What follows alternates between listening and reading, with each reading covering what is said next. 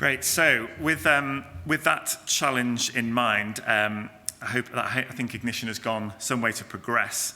The key question, as the Mayor said, is what next, what now? So finally, for today, we've gathered a panel this afternoon of key partners, key stakeholders who are working together and with us to drive this agenda forward and explore how we can work together and make things happen. So could I ask our panellists to join us on the stage and get things kicked off?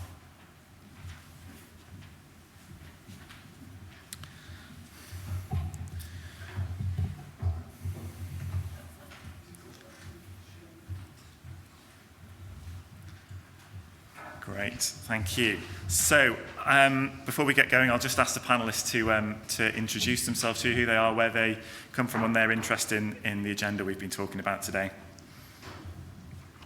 Angela, would you like to start? Hello. Hi, can you hear me? Right. Thank you all for being here today. Really a wonderful collaboration.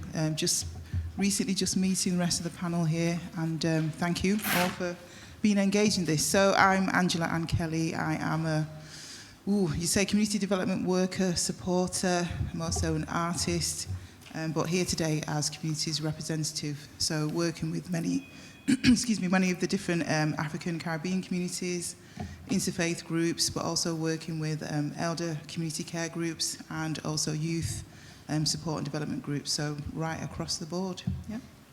Great. Thank you. Krista Patrick, Natural Capital Coordinator at the Greater Manchester Combined Authority. So we've heard quite a few things today in terms of the wider benefits of our natural environment. So that's my main focus really, is to kind of understand the hidden benefits from our natural environment and how we can embed those within our projects, our decision making, and how we look at potentially those that benefit from those kind of assets, and actually how we can deliver those and invest in those in terms of future projects. So that's my kind of quick background. Jamie? Brilliant. Really lovely to be here. So my name is Jamie Mansfield. I'm lucky enough to be one of the co-founders and managing directors at Finance Earth. Finance Earth is an employee-owned social enterprise that exists to create investments that protect and restore the natural environment. We really do this through two main ways. We are a fully FCA-regulated corporate finance advisor. That involves us jumping down into the business models, how you create the revenue streams from nature, how do you create the business case that you can then ultimately finance and invest against. And then on the other side of our business, we're also a fully regulated fund manager. And so where we see models that are replicable and scalable, we help partners to create funds that really take the DNA of the solutions and scale those up.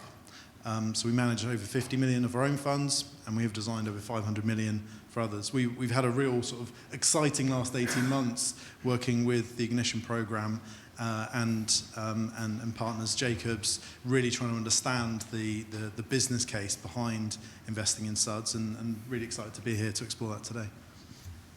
Hi everybody, so I'm Jo Harrison. I'm the Director of Environment Planning and Innovation at United Utilities, so that's the water company for the North West. So I'm really interested in making sure that we've got a sort of long-term sustainable approach to managing the water environment. So from flooding to water quality to water resources, and nature-based solutions are absolutely critical in ensuring that we've got that environmental resilience for the future. So that's why I'm here.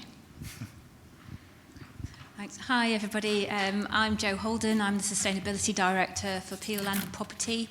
We're a large landowner and regeneration business in the Northwest, but we're really on the delivery end of nature-based solutions. So for me, it's really about how we get nature-based solutions into new developments and also existing developments as well, making really multifunctional places that are going to be supporting our climate resilience as a region, as well as supporting the local communities on a local level as well. Thanks. Brilliant, thank you. And yeah, thank you all very much for joining us this afternoon. We've got some pre-prepared questions that we'll run through. We've had some questions on Slido throughout the day that we'll try to answer as well. But do please, online and in the room here, be thinking of questions that you'd like to put to the panel. So I just wanted to start off really by, the Mayor there mentioned his that target for being 2038 net zero target for Greater Manchester. And that's really one that organisations across Greater Manchester have got behind. So looking ahead to the end of the next decade, 2038, where do we want Greater Manchester to be with regards to nature and natural solutions? Andrew, I thought you might give us a community perspective on what our ambitions for that should be, and what our communities want to see in that regard. I think there's obviously a lot to be said for collaborative working. Having the communities involved in planning development right from the initial stages is very crucial. It's essential to have all the voices of the individuals and community members, groups, everyone really involved, because the environment is where all of us live. We have no choice really with what's going on with the climate to be involved, to try and actually share information, make sure that we're engaged, at least in different levels. And on community level, needs to be more access for these groups to actually be involved. If we have planning, development, discussions and talks, then we of course hear the voices of everyone, and that inclusion really is important. I myself grew up on a council estate, coming from that kind of a background, you learn to live with what you are given and what you are, living in, what your environment is. So part of city planning, I learned through my mother, becoming an activist herself, sort of looking at what's around the community and seeing that there was gaps and they needed, more community involvement, more volunteers. So she got me involved from a very early age into everything from gardening, looking at enterprise, the arts, and very much looking at having cultural inclusion, different diverse groups actually coming together. So I learned from a very early age, being in central Manchester, I'm talking about Hume specifically, that there's ways to engage and approach the communities and make sure that you hear their voices, because actually those are the people on the ground, no matter what age. Younger people also need to be involved. It's really about what we do now, which will become the legacy for them. So having everyone's voices, at least at certain stages, really does make a difference, and we can all share, learn, and that means that everybody is involved with keeping their local environment tidy, but also understanding a bit more about the climate and the environment, and actually that Manchester is quite progressive. It really is progressive. What we're doing here is very progressive right now, but it needs to continue. And so these discussions, learning the reports that are created, will actually help all of us learn and develop together. Brilliant. Krista, having worked on this agenda in Greater Manchester for several years, where would you like to see us thinking about that 2038 timeframe in terms of nature adaptation in Greater Manchester? Well, I think my quick answer is, and this is to kind of reflect the ambitions of the Natural Capital Group, which is the kind of ambassador for nature in Greater Manchester, is to put nature at the heart of everything we do. And I think, particularly in terms of people connecting with nature, and particularly in terms of the importance that people get from nature, is absolutely essential, really. And I think the longer kind of answer really is, and I think there has been a number of announcements recently, but also the recent refresh of the Greater Manchester strategy. The key aims there around a greener, fairer and more prosperous Greater Manchester. And I think COVID's highlighted for us in terms of, our kind of, our dependence on nature, but also the kind of inequalities around nature, particularly in terms of people's access to nature and green spaces. And I think, that's one of the key things really in terms of, looking forward 2038, that everyone has access to nature, that you don't need a car to kind of access green space, that actually everyone has something on their doorstep. And I think that's where I'd like to see us get to in 2038, really. Great. Thank you, Krista. We've heard and talked today a lot about how we go about scaling up nature-based solutions, how we progress this, how we address some of the barriers to doing that, and how we use the findings of Ignition to do that. So I wanted to ask Jo Harrison just how we can take this momentum forward and address some of the barriers to nature-based solutions in thinking about your sector in particular as a water company. So I think as a water company, and I think a lot of sort of regulated utilities are in this space. We're sort of very used to operating in a very regulated environment where we understand the size and scale of the question, and the question's very specific, and we deliver a big engineering solution to resolve it. And then we're regulated on the performance of that new asset. So we work with lots of different organisations, but we're very clear that we do something and then it's solved and we move on to the next problem. But we can't build our way out of climate change. We can't continue to deliver hard engineering for every solution. We really want to be able to deliver nature-based solutions. But delivering nature-based solutions is very different. They're very much more incremental. They're, because it's soft engineering and you're relying on the development of ecosystem and biodiversity, everything becomes a lot slower and you're not so certain of the benefit that's going to be delivered. So I think we have to sort of reset the way and our approach really, particularly with our regulators, so that we can sort of work in collaboration, we can experiment and innovate and deliver things that we think are going to work and do it maybe over a little bit of a longer time scale, but not necessarily have that certainty of outcome. So we've all got to take that huge leap of faith, I think, to say, this is the right thing to do. We don't know exactly how it's going to work, but we are going to try it together. And sort of, it's about failing fast, isn't it? And innovating in a different way.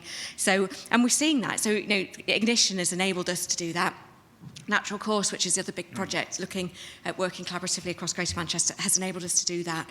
And we've got some brilliant outcomes from it. We are doing things differently across the North West because we've come together as a team and thought differently. So that would be my view. Good. And building on that, Jamie, perhaps to you next. How do we take that, that forward in terms of those uncertainties when for investment we want certainty, we don't want risk. How do we square that, and what next, I guess, for nature investment at scale? Yeah, so I guess it's an incredibly difficult question. I think, and I think the Ignition program took on a huge challenge, and I guess for me, what's quite important to do is to almost step back a second and just ask ourselves, well, what is investment, and what is the enabling factor to allow investment to flow into projects? And there are lots of sort of issues that surround it, but one of the main central issues that prevents investment into nature-based solutions is the lack of or the demonstrable evidence that there are revenue streams in these projects. And so there are cash flows that can ultimately repay my investment and give me some form of risk-adjusted return for the risk of me putting that capital in up front and getting that repaid over time. And when you look at what the whole journey has been through with Ignition and specifically with sort of nature-based solutions in an urban context, one of the key factors that you see is, well, how can I demonstrate to my beneficiaries, how can I evidence to my beneficiaries that these individual activities are going to generate a meaningful, demonstrable benefit, that I can demonstrate additionality, that I can demonstrate there is sort of an attribution for that service to yourself. And then how do I build a metric around that allows you to create a valuation that you're willing to pay for?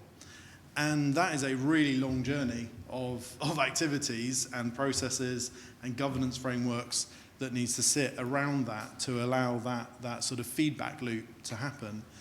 And so I guess for me, in terms of where the Ignition program is now and where we're going still with the Ignition program, I think there's this enormous need to keep going immediately with the outputs of the individual sites, but critically to prove from those individual SUD sites, from these nature-based solutions, that they do generate these benefits and what those benefits are, and try and articulate those in a way that the sort of core beneficiaries can understand and are willing to pay for.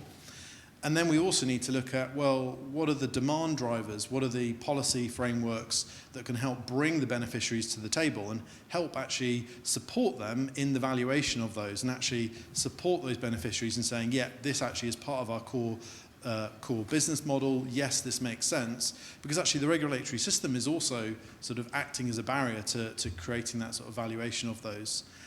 And then I guess sort of finally, I guess one of the other sides to this is how do you create sort of spatial or governance frameworks which allows us to allow individual beneficiaries within a region to co-fund and all pay their share of those benefits that are being generated from potentially very distributed quite small scale activities, and that's also a really sort of complicated issue. So I guess where all of that says for me where we're going is that we've got to crack these quite thorny issues. We've got to create these models that aggregate those problems into a structure that can allow different beneficiaries to participate through a single entity.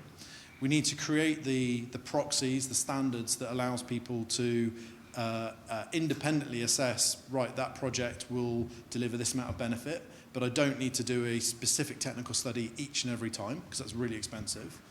And we also need to both educate both beneficiaries but also investors of what the risks are around all of those performances. And I guess the reason why that we should be doing that is that there is an enormous amount, there is a wall of capital that is sat there looking for these types of opportunities to fund. There is no shortage of investment looking for these types of projects, but we need to get them into a form where they have the revenue streams, where we can evidence the risk profile, and at that point, then we can open up the floodgates and actually start delivering this at scale. Probably totally inappropriate language there, floodgates, but yes. And Joe Holden, from sort of Peel's perspective and other developers, what do you think we need to do to take this? How do we take this momentum forward? What next for the likes of Peel in terms of investment in nature at scale that we need to see? Yes, I think we need to hit it from as many angles as we can, really. And for us, I think that starts as a big business. That starts with good governance over this. So, for example, our Sustainability 5-year plan is aligned to the UN Sustainable Development Goals. So, SDG 15, Life on Land, is a really important one for us. Our commitment is to connect communities with nature. So, as your starting point, that sets the stage. Then the next level down is that we have a toolkit that everybody in our development teams needs to follow to make sure that they, not only nature-based solutions, but solutions to, net zero carbon and other sustainability issues are addressed through the project. So we're really embedding nature-based solutions in there, so biodiverse SODS solutions, everything. So Northstone, our home building division, has a specific commitment to connecting communities with nature. They've got a 9-point plan for doing so. Media City is developing a biodiversity action plan, a 10-year biodiversity action plan.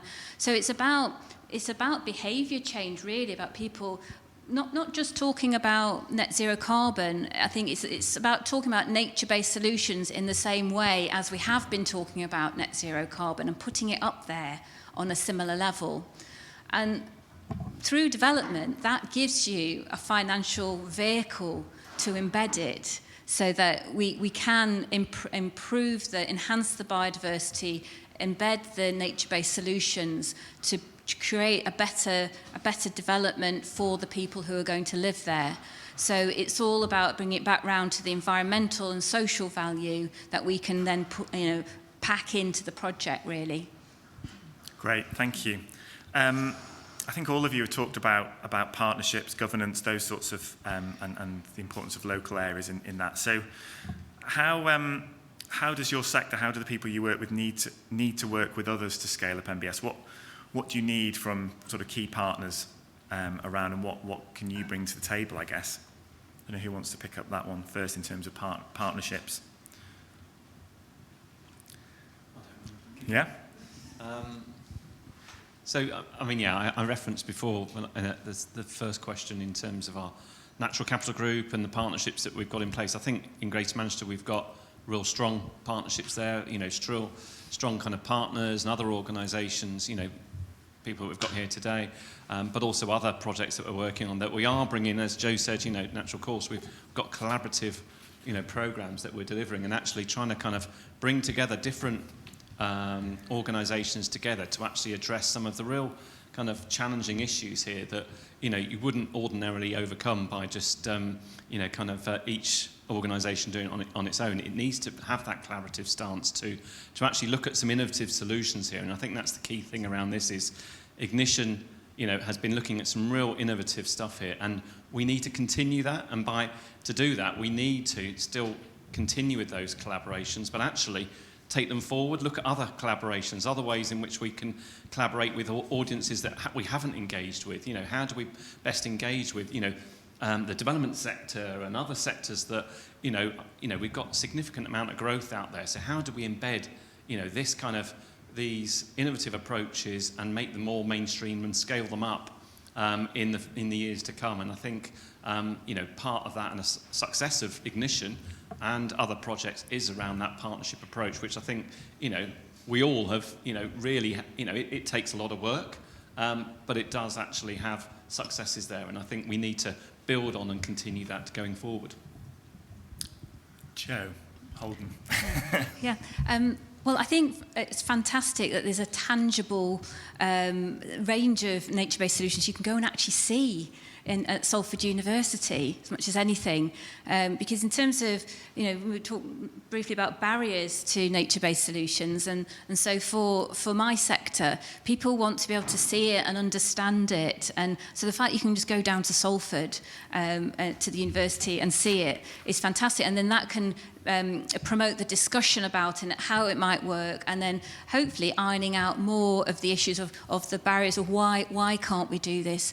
And I think we took a group of our team down to the university to have a look at the Ignition project, and so I took some of the facilities management team down there and thinking, right, so the fact they could see it and they could see how it was sort of built into street furniture, for example, and you think, and it really sort of brought it to life for them, and being able to actually see it in the flesh, then they thought, yeah, actually, I think we could do this. I think we could retrofit some of this at Media City, for example, and I think that's really an invaluable part of the Ignition project. Great. And how, Angela, just how do we best talk to people? There's lots of different terminology and things that we've heard today. How do we talk to communities about these challenges and engage them in it? Thank you. As I said before, I think it's really about the approach. So that approach from the beginning. So even things like designing, as was just mentioned, street furniture in your local areas, whether you live in a council estate or you're a private homeowner. These living spaces are all about our well-being, and as you mentioned, COVID meant a lot of us actually reassessed having green space, having somewhere to go when we were locked in. So it is very crucial to have the access, but actually just putting out, it can be done on radio, literature. I mean, Manchester's very good at, there's advertising all around us, you know what I mean? So we can use different ways to approach, engage with communities, every single individual, really.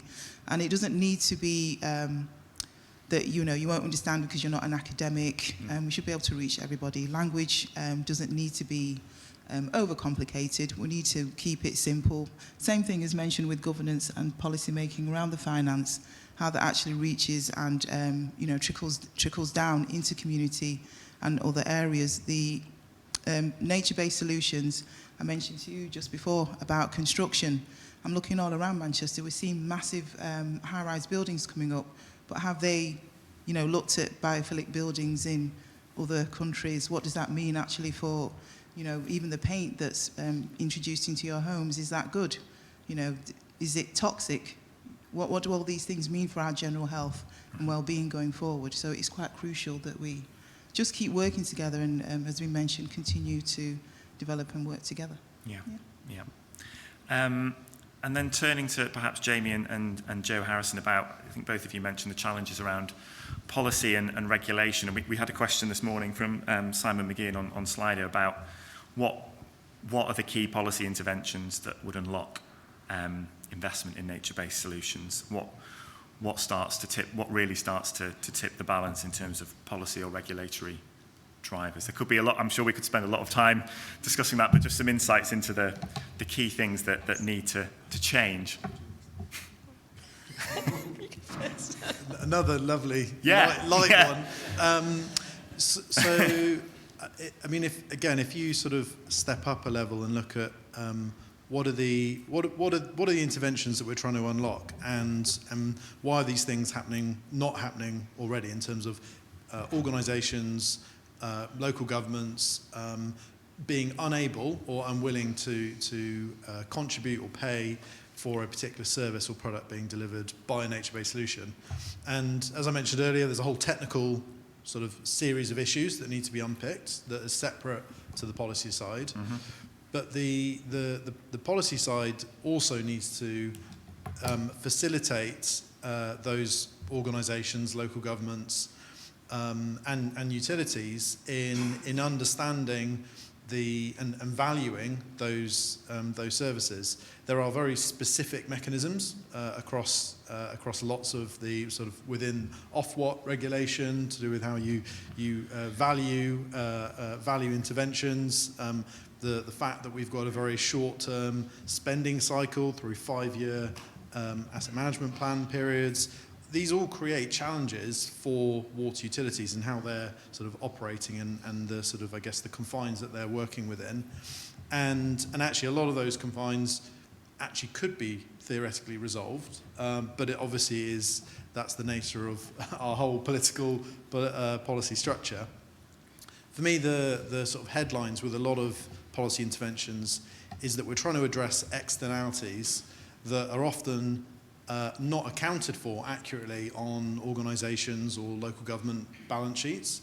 And so if you have that at its heart and you think, well, what is the risk of this intervention not happening, and then you approach it in that light, I think that can start to provide some sort of practical ways of how you address some really complex policy issues. Mm-hmm. Yeah, so I think from my perspective, if we look back 3 years ago, we wouldn't have heard our regulators in government talking about nature-based solutions. And yet now they're tripping off the tongue from the Environment Agency or Ofwat or the government. DEFRA are just about to make some announcements about CSOs and the improvements that needed to be driven over the next 10 or 25 years. And, all of their language is around nature-based solutions. So I think we've really got an appetite now. But I think what we've sort of discovered through Ignition in particular, but also with Natural Course, is that there are so many little nuances of regulation that we need to tackle.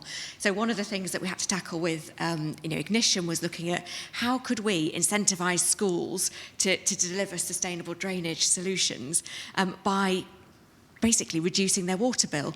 And, it sounds like a very simple and straightforward thing, but years of discussions with Ofwat were required to get to the point where we could do that, because these things are national things and they're set in really defined structures. And so, although it sounds like a small thing, it has taken a long time to get to that place. And I think that's what we've got to chip away at, isn't it? But let's have the courage of our convictions and say there's a better way of doing things. And, we've got to break some rules to get there. Yeah, all for that.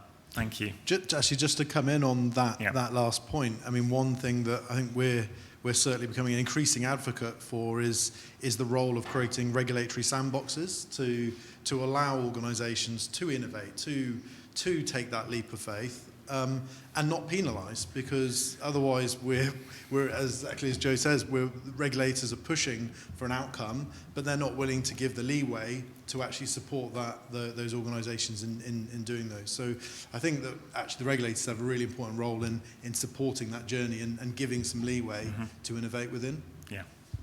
Great. I think that's enough difficult questions from me. So we'll go over to difficult questions from the audience and those online as well. Is anyone in the room here? Would anyone like to ask a question of the panel? We'll just wait for a microphone just so people online can hear you. If you just say your name and your organisation as well. Andrew Swarbrick, Outreach Community Manager for RHS. Just in the context of nature-based solutions and innovation, kind of where in the argument is the protection of green space. There's been a decline of about 7 or 8% in the last 10 years. So there's a real agenda there through planning and legislation to protect what we've got. So it's just kind of an open question there about how the panel feel about that. Krista? Yeah, I'll kick off. I think a lot has happened, particularly in the past couple of years in terms of the Environment Act, kind of the build-up to the Environment Act, biodiversity net gain, local nature recovery strategies, and I think we've got a real opportunity to actually kind of bring all those strands together. And there's lots of initiatives, particularly in terms of environmental land management schemes, etc., and payments to farmers that we can, kind of look at, and we mentioned before in previous talks around bundling and stacking these kind of benefits together. They're quite difficult to do, but again, that's the innovative and exciting part of how can we explore how to do that to deliver multiple benefits.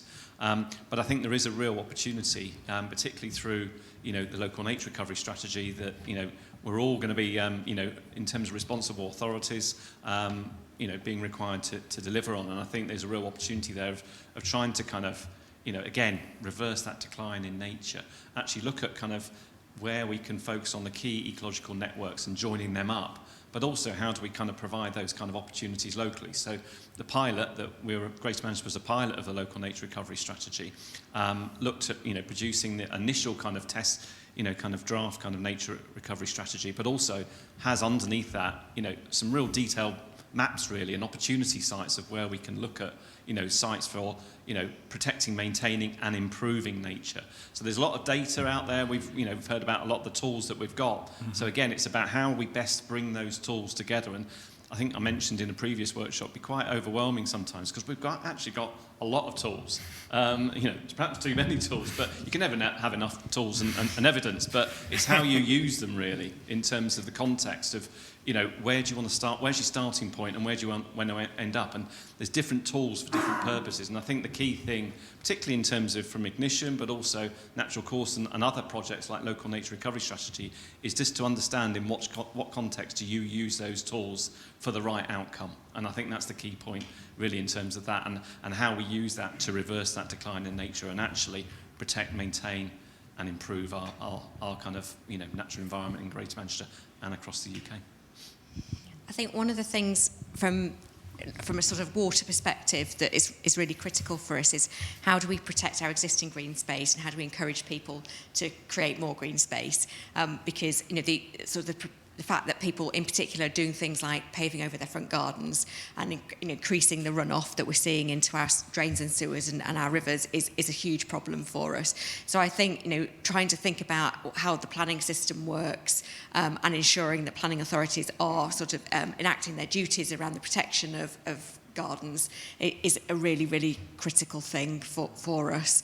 And we're certainly going to sort of move into a space going forward where we're having many more conversations with communities and individuals about the role that they can play in managing their surface water. And whilst things like water butts are one thing we can look at, actually how you sort of manage your property and the preservation of front gardens in particular is really critical.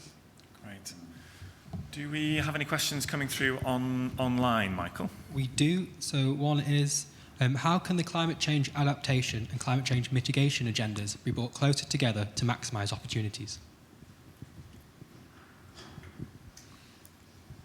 Do you want me to go? Yeah.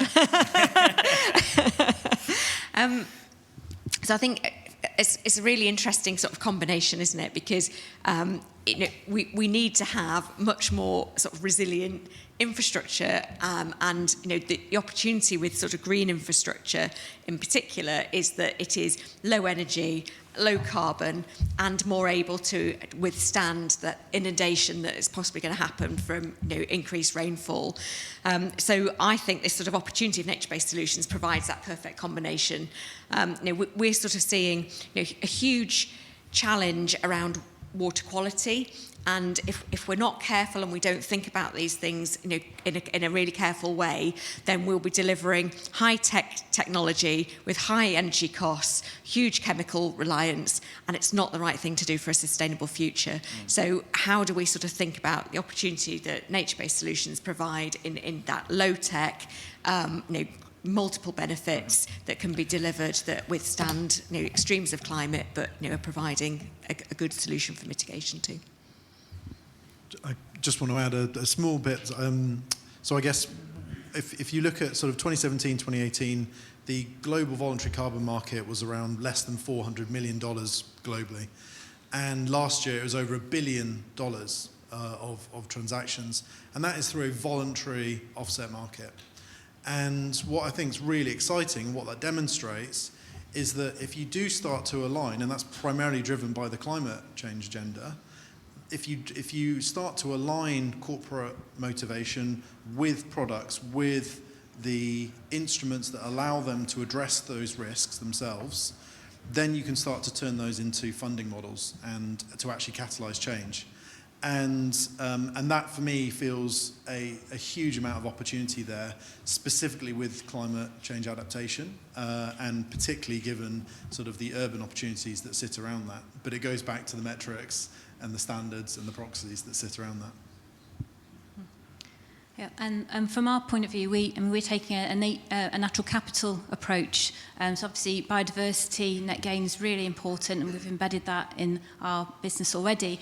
But we also do a lot of natural capital work to understand the baseline of the natural capital before we bring a development forward. So we already understand, what is the environment doing at the moment to cool the urban environment? What is it doing to sequester carbon? How is the air being purified, so that when we do bring a development forward, we can ensure that we provide a net gain, so we can purify the air more, sequester more carbon, cool the urban area more as well, and understand that change as well. So that's really important from a measurable side of things. But I still think there's the unmeasurable side is still important to local people.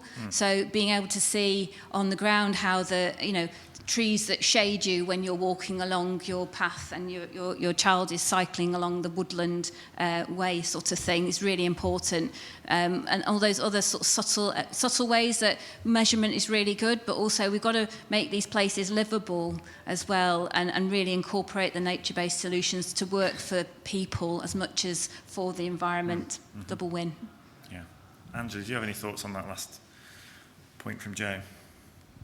Yeah, I was just thinking actually about one of the groups that the Green Sounding Board, part of that, which also joined into Ignition. So looking at sort of BME communities, others that were wanting to get engaged into the process and understanding more about sort of capacity building, but also resilience in green climate adaptation, how we can look at different strategies, planning, design, all of it. For all of us where we live. But of course, if you have access to green spaces or you live more out of the city centre core areas, then it may be easier. But those that are living, street to street, don't have access to parks right on their doorstep, what can we do locally? And talking with a young man from City of Trees, so more street trees, actually looking at just little things that beautify your local area, but actually help. So little herb gardens, speaking with RHS about ways to kind of just help people in their general well-being. But of course, these little things then add up and mount up and actually do save money in the long run. So little things that we can all do actually makes us all invest and actually saves money in the long run. So I think that's the way to go. Yeah. More questions in the room. Yes, Pete. If you just wait for a microphone to make its way down. Yeah, it's Pete Stringer, City of Trees. So just interesting that Angela mentioned about the importance of street trees, and it was a question I was going to ask Joe and Joe as friendly faces, because both United Utilities and Peel support our planting projects, including street trees. But it's one of the biggest barriers that we have, that both on the development side and on the retrofit side, that as soon as somebody mentions services, that's it. The opportunity is gone, because there's a misconception that you can't plant trees where there are services, but you can plant trees where there are services. Hence, United Utilities supporting a number of sub-street tree projects that we've been involved in. So the question really to Joe and Joe is how do we reverse that? How do we stop that being the default position of highways engineers, developers, utilities companies, that we can work with them, we can actually find solutions where you can plant trees in the highway, accommodate services, and using the right tree, we're not going to create problems going forward.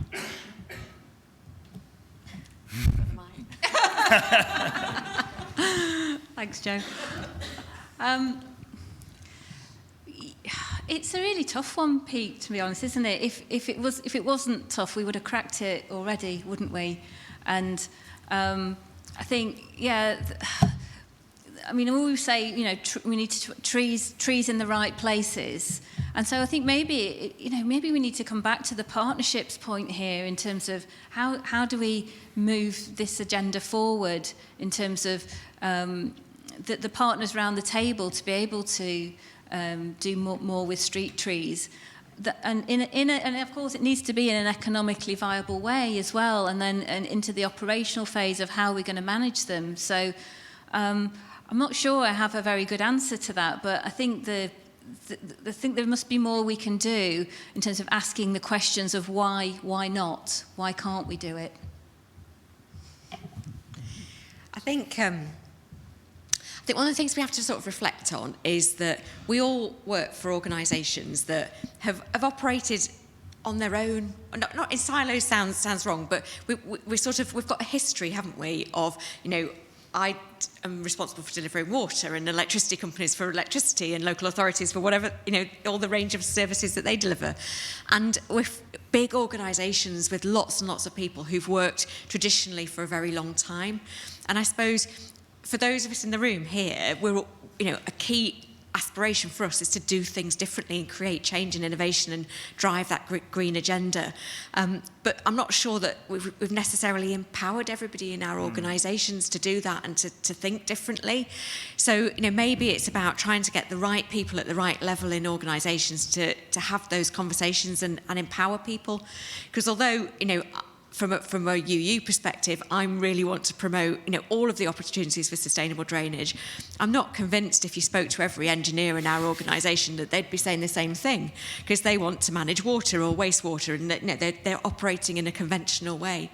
And I think that's probably the same for all of us. So I think somehow we've got to get the right people in the room to make some decisions. But it's so frustrating because we've got some brilliant pilots, and what could we do if we all had that aspiration? Thank you. I'll just add on to the end of that actually as well, because it's just reminded me. I mean, so we have a project over on the Wirral Waters, which is a large regeneration project, where you say that's a regeneration of docklands, and we have by working over there, it's with Mersey Forest, but you know, we have been able to plant 1,600 trees over there. And that has also been heavily supported in terms of government funding as well, in terms of regeneration of the area, which has made it happen.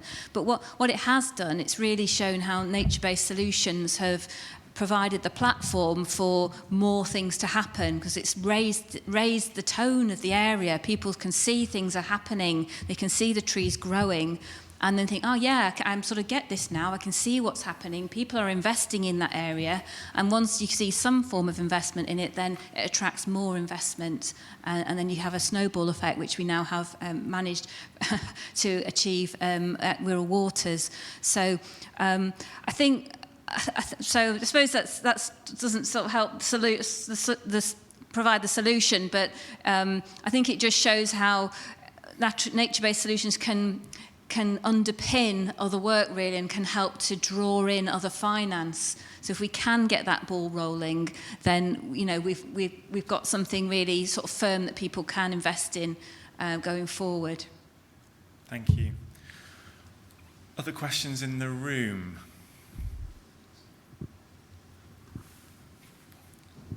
Thanks. Yeah, Colin Bowe from Nature North and Liverpool John Moores University.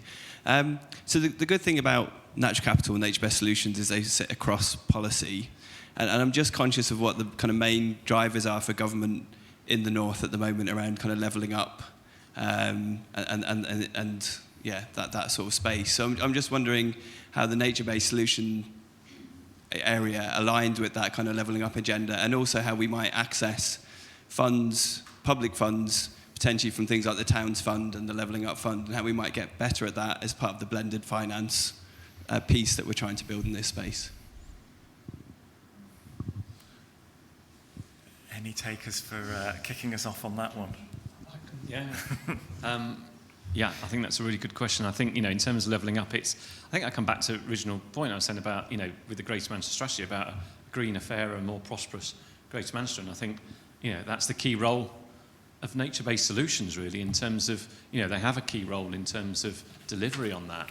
And I think in terms of levelling up, that's ultimately what we're trying to do, is create a much more greener, fairer, and more prosperous city region, whether that's, in Greater Manchester or elsewhere, really. And I think, and I think then in terms of policy, it's about how do we embed that, and how do we embed that, thinking, particularly in terms of natural capital thinking, nature-based solutions within policy, within decision-making, and actually kind of make that, the first point of, approach in terms of, if you're designing a project, then it's automatically built into that, whether or not that's through policy or in terms of systems, whether or not you've got systems in your own organisation that right at the start, when you're making decisions about financing a project, that it's right there at the start. And again, you've got the evidence here from Ignition to say, well, actually, these are the savings that you can build into, your programme. But again, it's about thinking the long-term benefits here. It's not thinking the short-term and therefore, box ticking in terms of where we put a green roof on there, that's great. It's actually saying, right, we're investing in this in the long term, because when you look at the life cycle analysis of a project, particularly when you factor in other costs in terms of energy costs, in terms of water, etc., and when you start looking at that in the long term, that's when you ultimately start to realise these benefits. So again, it's embedding all of this right at the start, and whether or not, you're designing a project, you're delivering policy. It's all got to be part of that, which I think, we're doing. And, we these recent announcements in terms of, we've got a climate emergency and a biodiversity emergency, it all puts that up there on the political level, really. And I think that's what starts the conversation. That's the hook that then kind of other things will follow after that. And I think it's those commitments and that leadership that you put in place to then allow other things to start following after that. So I guess couple of thoughts that I was having. So the UK Investment Infrastructure Bank that is being created, there is a lot of work that's happening within that to give them a formal mandate for nature-based solutions. And what actually strikes me as a really important role for local authorities is helping to package those large infrastructure projects, which are totally part of UKIB's focus on levelling up agenda, but packaging those infrastructure projects with nature-based solution opportunities. And there are some brilliant examples internationally where there have been very traditional grey infrastructure projects where they have integrated some really innovative, very high impact nature-based solutions as part of those wider delivery programs. So I think that sort of looking at how you can sort of build nature-based solutions within business as usual and encourage the major infrastructure developers to do that as well, and then using UKIB's mandate, or we believe to be confirmed mandate, that strikes me as a really sort of neat route to securing funding and actually allocating into nature in the Northwest. Angela, did you want to? Yeah, I was just thinking about levelling up. I think there's a lot to be said, obviously, about the governance and cross-policy working. So that would involve, obviously, political parties. When we look at the activism, the widening participation that should happen, and dialogue that should happen between social and third sector stakeholders working. But also, I mentioned academics, and nothing against academics, by the way. One myself. It's just to say that we can look at things from different viewpoints, but actually we need to actually look at from every single angle. If we're working on a major projects that impacts on our environment, whether it's small green spaces or larger green spaces, making sure that we can still have access to those spaces, we don't lose them as we construct and more people are born. And Manchester is a very diverse community. So, making sure that we can accommodate everybody as we grow and factor. Mentioned about street trees, obviously rainfall and drainage, and how that impacts, because we're having more and more flooding. And this is happening, obviously, not just here, it's happening all over the globe. So when we talk about these impacts, but also look at what Ignition is doing overall, having that combined think tank, how we can actually work. I mean, really, the Living Lab, Salford Uni is great, but I would have liked to have seen that happening in Manchester as well, with different departments. It doesn't need to be just in Salford. Why don't we work right across the board? We've got FutureWorks University down the road that could be looking and creating little 3D environment. I'm an animator as well, sorry. That could create 3D environments which can actually be used to actually look at AI technology as well, and use all these different components, which actually, again, means we invest now, we save money in the long term, and then we actually engage everybody. Then we all know what's happening. We're not left out. If you're left out, then you can't be included in the decision making. You don't feel that you're part of the environment. And I'm looking at, I'm talking about youth and young people as well, actually being engaged in these talks. It would have been nice to have seen some younger people here. You mentioned that you're from the, is it John Moores? Yeah, so I've been to John Moores. I thought about doing an art course there, but I didn't.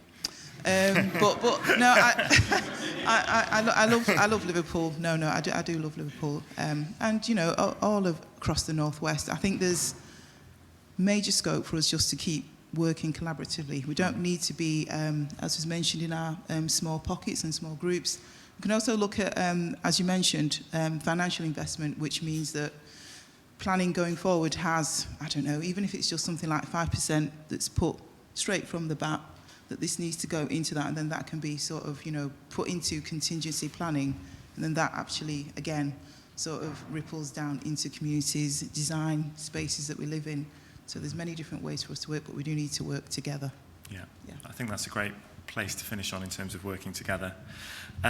So sadly, we've come to the end of our time with the panel. Thank you so much, each of you, for your contributions. Thanks for the questions as well. So can we have a round of applause for the panel, please?